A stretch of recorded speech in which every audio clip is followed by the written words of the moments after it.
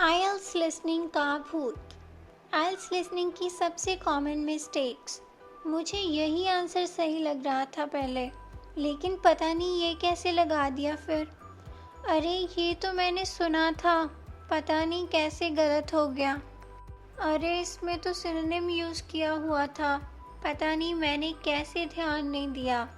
यहाँ से बड़ा घुमाया यार स्पीकर ने, मुझे तो जो मन में आया मैंने तो वही आंसर लगा दिया। एमसीक्यूज़ बड़े डिफ़िकल्ट थे यार, आज तो सारा पेपर एमसीक्यू से भरा पड़ा था। ब्ला ब्ला ब्ला ब्ला। कुछ और रह गया हो तो आप बता देना, लेकिन अब बात करते हैं इस डर को भगाने की। आखिर कैसे भगाएं इस आइल्स लिसनिंग के भूत को अपने मन से, जो इतने टाइम से मन के अंदर बड़ा सा घर बनाकर बैठा है और जाने का नाम ही नहीं ले रहा। मन में डर आता नहीं है, आप खुद उसे पैदा कर रहे हो। कोई भी डर ना हमें डरा नहीं सकता जब तक हम खुद उससे नहीं डरते। अगर आप खुद ही अपने आप को डराएंगे तो ये डर आपको और डराएगा। लेकिन अगर इसी डर से लड़ने की कोशिश करोगे, पेपर से फाइट करने की कोशिश करोगे, सही टाइम पर सुनोगे, समझोगे, पढ़ोगे और लिखोगे, तो पक्का पेपर में कुछ धमाल करके आओगे। अगर अच्छे से प्रैक्टिस करोगे, स्मार्ट प्रैक्टिस करोगे, तो किसी की कोई मजाल नहीं है कि आपको अच्छे बैंड लेने से रोक ले।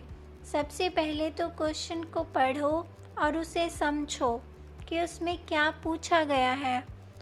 साथ ही में कीवर्ड्स को अंडरलाइन करो और सिनोनिम्स पे भी फोकस करो।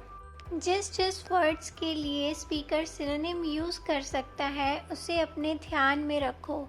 हर एक क्वेश्चन के लिए एक पर्टिकुलर आंसर की डिमांड होती है, उस डिमांड को हमें फाइंड आउट करना है।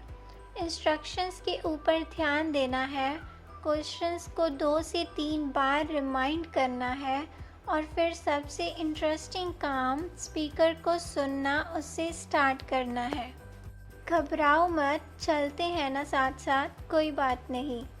अब जब स्पीकर ने बोलना स्टार्ट कर दिया तो स्पेसिफिक क्वेश्चन और पर्टिकुलर आस्किंग जो डिमांड है क्वेश्चन की, उसे रिमाइंड करो, लेकिन उसी को मत सोचते रहना।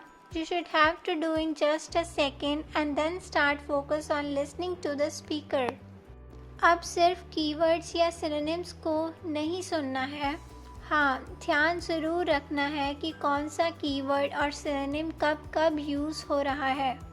लेकिन ये ध्यान में रखो कि आपको पूरा सुनना है स्पीकर को, और वो जो कह रहा है वो क्या कह रहा है, उसका आइडिया क्या है, उसे पहचानो।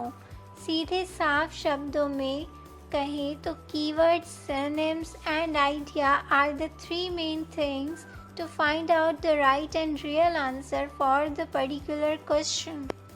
Please like, comment, share and subscribe to this channel if you like this video. Watch out another video if you want. Thanks for watching. Have a nice day.